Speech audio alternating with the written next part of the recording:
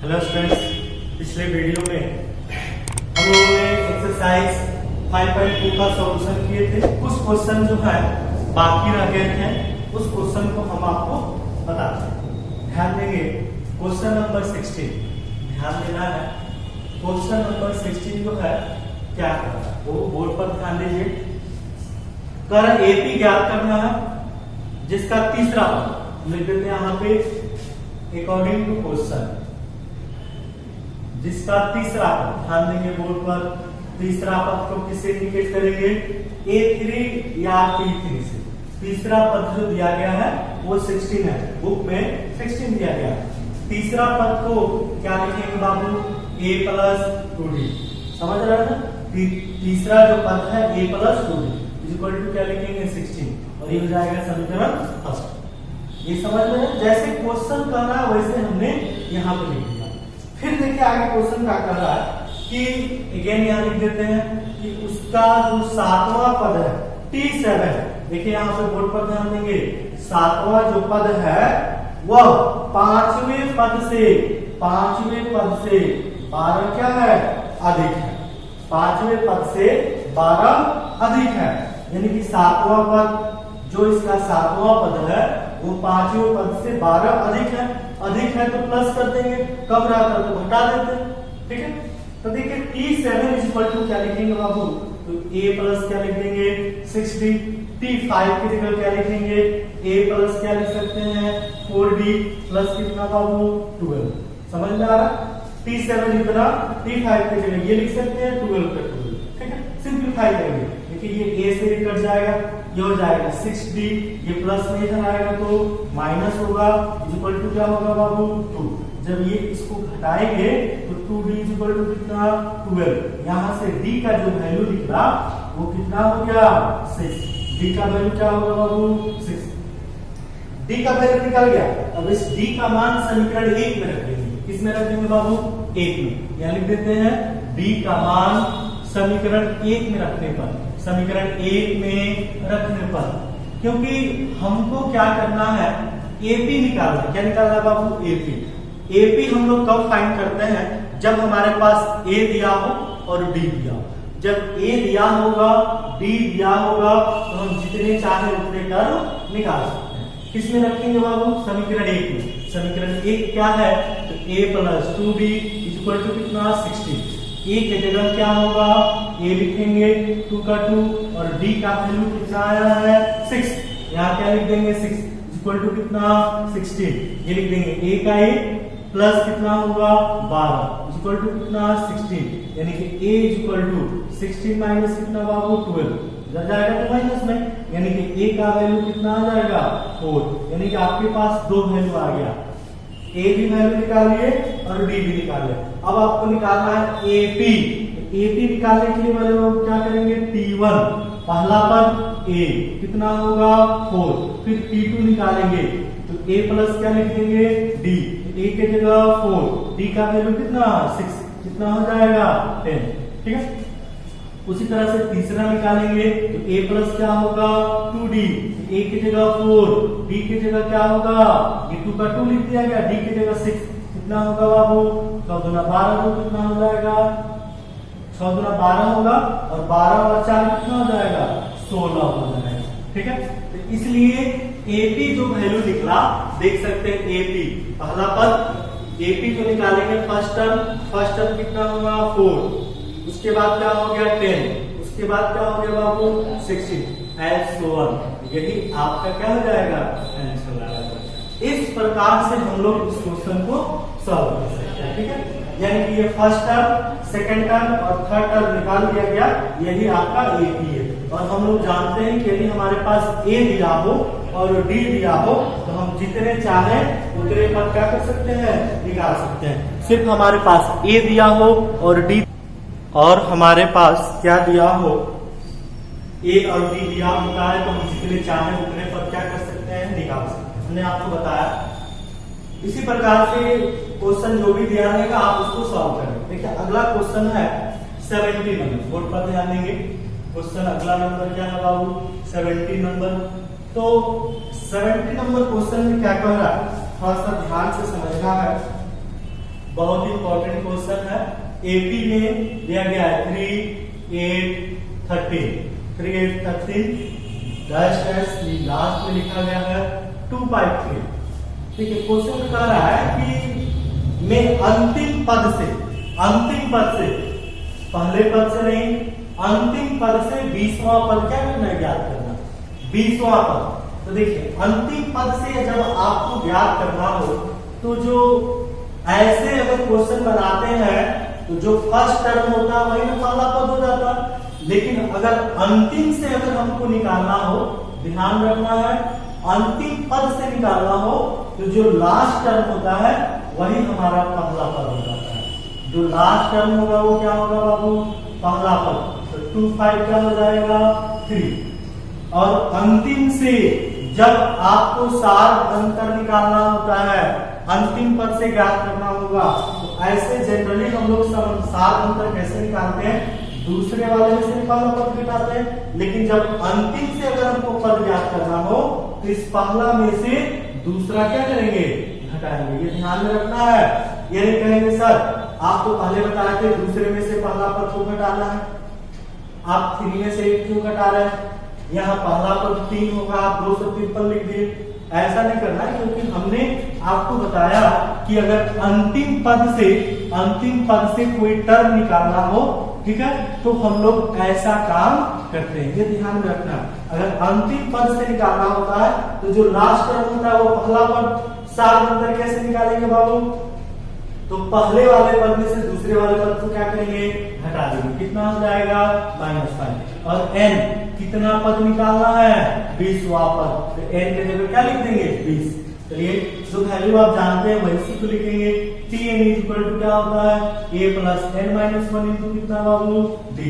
समझ रहा है, Tn यानी कि 20वां पद आपको निकालना है। a की जगह क्या लिखेंगे 253 प्लस n की जगह 20 माइनस कितना 1, d की जगह क्या लिखेंगे बाबू -5 लिखेंगे।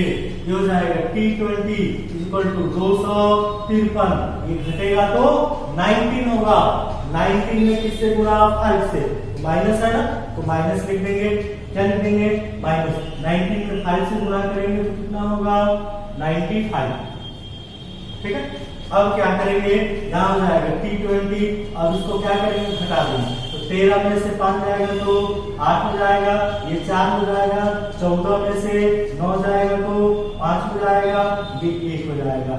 यानी कि इसका अंतिम से जो 20वां पद होगा वो कितना होगा, 158 होगा। समझ में आ रहा है। तो इस प्रकार से हम लोग क्वेश्चन को सॉल्व करते हैं। ये ध्यान में रखना है कि जब अंतिम पद से निकाला जाता है तो जो लास्ट टर्म होगा वो पहला पद हो जाता है। सार अंतर कैसे निकालते हैं, तो पहला में से दूसरा घटाते हैं। इतना आपको ध्यान रखना है। ठीक है, अब चलिए हम लोग अगला क्वेश्चन बनाते। ये तो रहा 70 नंबर क्वेश्चन। आगे देखिए 80 नंबर क्वेश्चन जो है कैसे हम लोग सॉल्व करते हैं। ध्यान में देखिएगा बाबू, हम आपको समझा देते हैं क्वेश्चन नंबर 80। इस क्वेश्चन को आप खुद अपने से भी सॉल्व करेंगे। ध्यान दीजिए क्वेश्चन क्या कह रहा है, कह रहा है किसी एपी के चौथे और 8वें पदों का योग। ध्यान दीजिए, बहुत ही अच्छा क्वेश्चन है। लिख देंगे यहाँ पे प्रश्नानुसार अकॉर्डिंग टू क्वेश्चन। कह रहा है एपी के चौथा पद मतलब T4। फिर कह रहा है कि 8वां पद कितना जी, T8 का योगफल कितना दिया है, 24 दिया। समझ में आ रहा है। किसी एपी के चौथा पद और 8वां पद का योगफल मतलब प्लस। अगर गुणनफल करता तो गुणा करते, अंतर करता तो घटाते। कितना दिया है बाबू, 24 दिया। इतना लिख सकते हैं। अब देखिए T4 की जगह क्या लिखेंगे, a प्लस कितना जी 3d। T8 की जगह क्या लिखेंगे, a प्लस कितना 7d। समझ में आ रहा है। इक्वल टू कितना लिख देंगे बाबू 24। ठीक है, अब आप इसको जोड़ दीजिए, a और a जोड़ेंगे तो 2a, 7 और 3 कितना 10 भी हो जाएगा, 24 हो जाएगा।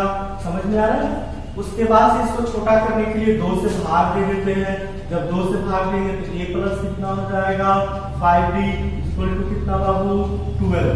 2 से सब में भाग दिया गया और इक्वेशन क्या लिख दिया गया, सेकंड। आप यहाँ लिख भी सकते हैं 2 से भाग देने पर तो ये पहला इक्वेशन आपको मिल गया, ठीक है। अब देखिए इसका दूसरा इक्वेशन क्या कह रहा है, फिर यहाँ लिख सकते हैं अगेन पुनः क्वेश्चन के द्वारा क्या कह रहा है। फिर आगे क्वेश्चन कह रहा है कि छठे और 10वें पदों का योग, समझिए फिर उस तरह से लिखेंगे, छठे और 10वें पदों का योग कितना दिया है बाबू, 44 दिया है। कितना दिया, 44। या हुआ तो कह रहा है एपी के प्रथम 3 पद निकालें। कितने पद, 3 पद। तो यदि हमारे पास ए निकाल ले और डी निकाल ले तो 3 क्या, जितना कहे उतना पद हम निकाल सकते हैं। तो देखिए T6 लिखा है, चलिए बताइए क्या लिखेंगे, a प्लस क्या लिखेंगे बाबू, 5d। T10 दिया है तो a प्लस 9d लिखेंगे इक्वल टू कितना, 44।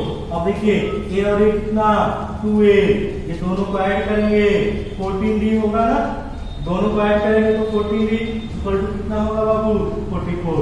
2 से भाग देंगे, a प्लस कितना, 12d, 12 कितना, 7, 2 से भाग देना है ना, जब 2 से भाग देंगे तो कितना हो जाएगा, 7d इक्वल टू कितना, 22। और इक्वेशन क्या हो जाएगा, सेकंड। यहाँ लिख भी सकते हैं 2 से भाग देने से। समझ में आ रहा। अब हम क्या करेंगे, समीकरण 1 और 2 से आप इसको नोट भी कर लेंगे। देखिए समीकरण 1 और 2 से आप समझ रहे हैं कि प्रतिस्थापन या विलोपन किसी भी मेथड से हम a और d का वैल्यू फाइंड करेंगे। जब हमारे पास a और d निकल जाएगा तो हम चाहे कितना भी पद ज्ञात कर सकते हैं। समझ में आ रहा है, कितना भी पद हम क्या कर सकते हैं, ज्ञात कर सकते हैं। तो चलिए क्वेश्चन देखेंगे आप बोर्ड पर। हमारे पास a दिया है, a दिया नहीं निकालना है from equation first and second. Equation लिखते हैं, यहाँ पे लिख देते हैं फ्रॉम इक्वेशन फर्स्ट एंड क्या बाबू, सेकंड। समीकरण 1 में क्या है, a प्लस कितना, 5d इक्वल टू 12। समीकरण सेकंड में क्या है, a plus 7d equal to कितना, 22। घटा देंगे यहाँ से तो ये कट जाएगा, ये घटाएंगे तो -2d होगा और ये घटाएंगे तो कितना हो जाएगा, 10 हो जाएगा। और माइनस में माइनस माइनस कटेगा तो d बराबर हो जाएगा कितना बाबू, 5। d का वैल्यू कितना, 5। d का मान किसमें रख दें, समीकरण 1 में लिख देते हैं, d का मान किसमें रखने पर, समीकरण 1 में रखने पर। समीकरण 1 में रखने पर समीकरण 1 क्या है, a plus 5d equal to 12। a का a लिखेंगे, d के जगह क्या लिखेंगे बाबू, 5 इक्वल टू कितना, 12। a का a होगा और ये इक्वल टू लिख देते हैं 12। ये 5 में 5 से पूरा 25 इधर जाएगा तो -25 हो जाएगा। तो a का वैल्यू कितना हो जाएगा, क्या करेंगे, घटा देंगे। 5 में से 2 जाएगा तो 3 और 2 में से 1 जाएगा तो 1, 13 हो जाएगा। किसमें, तो माइनस में, यानी कि आपने a का ही वैल्यू निकाला। अब आपको a पे निकालना, प्रथम पद यहाँ ध्यान दीजिए, फर्स्ट टर्म में a इक्वल टू कितना बाबू, -13। फिर दूसरा पद निकालेंगे, 3 पद निकालना है तो a प्लस क्या होगा, d। e के जगह क्या होगा, a के जगह क्या रखेंगे, देखिए a का वैल्यू कितना है, -13। a के जगह -13 प्लस d के जगह क्या लिखेंगे, 5। घटाएंगे तो कितना होगा, -8 हो जाएगा ना। तीसरा पद निकालेंगे तो a प्लस क्या होगा, 2d। a के जगह -13, 2 का 2d के जगह कितना बाबू, 5 होगा, 5 में 10 होगा। जब घटेगा यानी कि यहाँ पे घटेगा तो -13 प्लस कितना, 10 घटेगा तो कितना, -3। देखिए AP 3 पद निकालना था, पहला पद क्या है, -13। 5 इसमें से घटाएंगे, 5 क्या करते हैं इसमें से, दूसरा पद 5 जोड़ देंगे क्योंकि d है, क्या हो जाएगा, -8। तीसरा पद क्या हो जाएगा, -3। 3 पद तक निकालना था, यही आपका क्या हो जाएगा, आंसर हो जाएगा, बन सकता। इसी प्रकार से हम लोग क्वेश्चन को सॉल्व कर सकते हैं। आप क्या करें, इसको अच्छे से नोट कर लें, उसके बाद जो है हम आपको अगला क्वेश्चन बताने जा रहे हैं। ठीक है, ध्यान से देखेंगे बोर्ड पर। अगला क्वेश्चन देखेंगे, अगला जो क्वेश्चन है वो क्वेश्चन नंबर 90। ध्यान देंगे बोर्ड पर, 90 नंबर क्वेश्चन जो है कैसे हम लोग सॉल्व करेंगे, क्वेश्चन नंबर 90। ध्यान दें, क्वेश्चन कह रहा है कि सुब्बा राव ने 1995 में 5000 रुपए मासिक जो है वेतन पद पर कार्य प्रारंभ किया, ठीक है, और प्रत्येक वर्ष 200 रुपए की वेतन वृद्धि प्राप्त की। किस वर्ष उसका वेतन 7,000 रुपया हो जाएगा। समझना, क्वेश्चन कह रहा है कि सुब्बा राव जो है एक व्यक्ति है, वह 5,000 रुपया, ठीक है। अब ध्यान दीजिए कि फर्स्ट मंथ में यानी कि मंथली वेतन जो उनका है, मंथली वेतन जो है यानी कि उनका इनकम जो है वेतन है 5,000 रुपया, ठीक है। उसके बाद से वो कार्य करना, उस पर वो 5,000 रुपये पर मंथली वेतन के आधार पर वो कार्य जो है करना आरंभ करते हैं। फिर कह रहा प्रत्येक वर्ष 200 रुपए की वेतन वृद्धि होती है, ठीक है।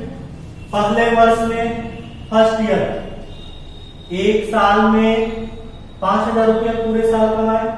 दूसरे साल सेकेंड ईयर में 200 रुपया जो है उनकी वृद्धि हो जाती है, तो कितना हो जाएगा बाबू?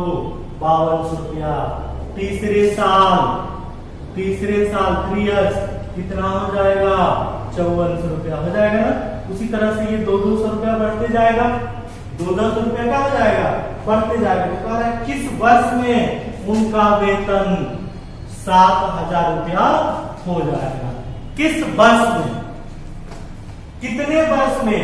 तो आप यहाँ देखिए, यहाँ से ए का वैल्यू दिया गया है 5,000 रुपया, डी आप निकाल सकते हैं, प्रत्येक वर्ष 200 रुपया बढ़ रहा है, तो डी का वैल्यू 200 होगा। डी निकाल सकते हैं सेकेंड वाले से फर्स्ट टर्म घटा के। लास्ट टर्म यानी कि टीएन दिया गया है कितना? 7,000 रुपया। कितने वर्ष में, कितने पद में, कितने टर्म, यानी आपको क्या निकालेंगे? एन निकालेंगे। समझ में आ रहा? बन सकता है क्वेश्चन। कैसे लिखेंगे बाबू? क्योंकि आप फॉर्मूला जानते हैं, a plus n minus 1 into कितना? डी। अब आप वैल्यू रखिए, टी एन की जगह कितना? 7,000, ए की जगह क्या रखेंगे? 5,000, एन का वैल्यू तो आपको निकालना है, और डी की जगह क्या लिखेंगे? 200। ये हो जाएगा 7,000 होगा, ये प्लस में इधर आएगा तो माइनस में हो जाएगा, ये हो जाएगा एन माइनस 1 इंटू कितना? 200। जब आप ये दोनों में से घटाएंगे कितना होगा? 2000। ये 200 गुना में है, नीचे आएगा तो भाग में, यानी कि n माइनस कितना बाबू? 1। 2 0 से 2 0 कट जाएगा, और ये हो जाएगा कितना? 10। यानी कि ये 10 हो गया, ये माइनस में 1 है, इधर आएगा तो प्लस में होगा n, यानी कि n इज इक्वल टू कितना बाबू? 11। यानी कि 11, 10 और 1 11, यानी कि 11 साल में उनका वेतन कितना होगा? 7,000 होगा।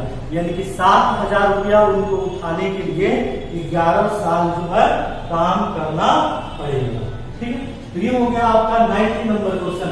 एक क्वेश्चन और है 20 नंबर।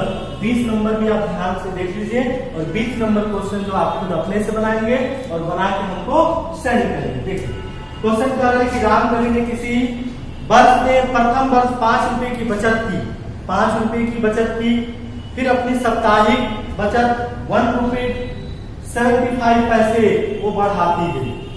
9वें सप्ताह में उनकी वार्षिक बचत जो है 20 रुपये 75 पैसे हो जाती है, तो एन क्या करें? ज्ञात करें। देखिए 5 रुपए की बचत की,